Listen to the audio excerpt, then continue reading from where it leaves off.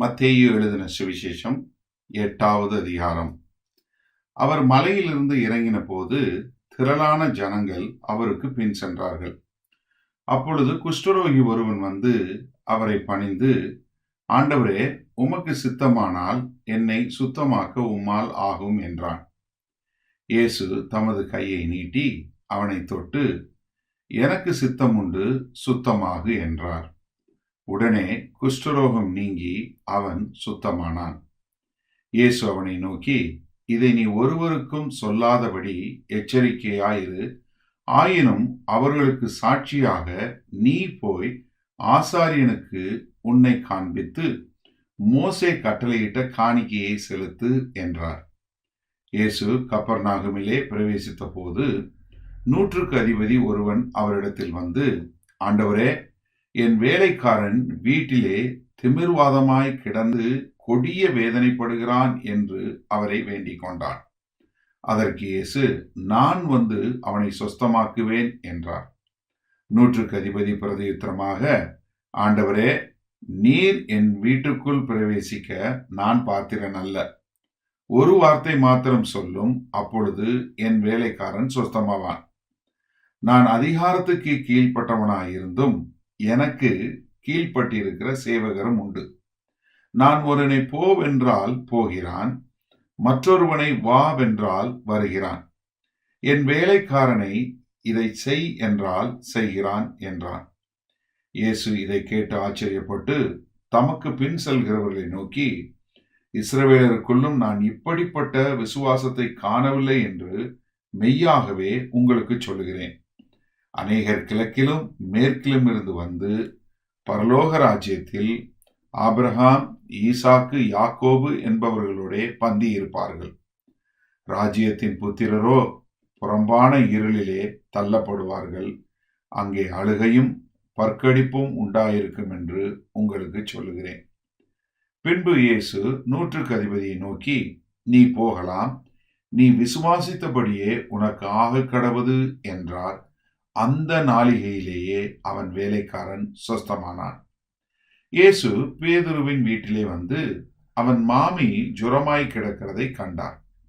அவர் அவள் கையை தொட்டவுடனே ஜுரம் அவளை விட்டு நீங்கி அவள் எழுந்திருந்து அவர்களுக்கு பணிவிடை செய்தார். அஸ்தமான போது பிசாசு பிடித்திருந்த அநேகரை அவரிடத்தில் கொண்டு வந்தார்கள். அவர் அந்த ஆவிகளை தமது வார்த்தையினாலே துரத்தி பிணிகாலிகளை எல்லோரையும் சொஸ்தமாக்கினார். அவர் தாமே தம்முடைய பலவீனங்களை ஏற்றுக்கொண்டு நம்முடைய நோய்களை சுமந்தார் என்று ஏசாயா தீர்க்கதரிசியினால் உரைக்கப்பட்டது நிறைவேறும்படி இப்படி நடந்தது. பின்பு திரளான ஜனங்கள் தம்மை சூழ்ந்திருக்கிறதை இயேசு கண்டு அக்கறைக்கு போக கட்டளையிட்டார். அப்பொழுது வேதபாரகன் ஒருவன் வந்து, போதகரே, நீர் எங்கே போனாலும் உம்மை பின்பற்றி வருவேன் என்றான். அதற்கு இயேசு, நரிகளுக்கு குழிகளும் ஆகாயத்து பறவைகளுக்கு கூடுகளும் உண்டு, மனுஷகுமாரனுக்கோ தலை சாய்க்க இடமில்லை என்றார். அவருடைய சீஷர்களில் வேறொருவன் அவரை நோக்கி, ஆண்டவரே, முன்பு நான் போய் என் தகப்பனை அடக்கம் பண்ண எனக்கு உத்தரவு கொடுக்க வேண்டும் என்றான். அதற்கு இயேசு, மரித்தோர் தங்கள் மரித்தோரை அடக்கம் பண்ணட்டும், நீ என்னை பின்பற்றி வா என்றார். அவர் படவில் ஏறின போது அவருடைய சீஷர்கள் அவருக்கு பின் சென்று ஏறினார்கள்.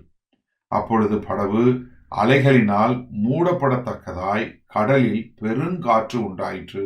அவரோ நித்திரையாய் இருந்தார். அப்பொழுது அவருடைய சீஷர்கள் வந்து அவரை எழுப்பி, ஆண்டவரே, எங்களை ரட்சியும், மடிந்து போகிறோம் என்றார்கள். அதற்கு அவர், அற்ப விசுவாசிகளே, ஏன் பயப்படுகிறீர்கள் என்று சொல்லி எழுந்து காற்றையும் கடலையும் அதட்டினார். உடனே மிகுந்த அமைதல் உண்டாயிற்று. அந்த மனுஷர்கள் ஆச்சரியப்பட்டு, இவர் எப்படிப்பட்டவரோ, காற்றும் கடலும் இவருக்கு கீழ்ப்படுகிறதே என்றார்கள்.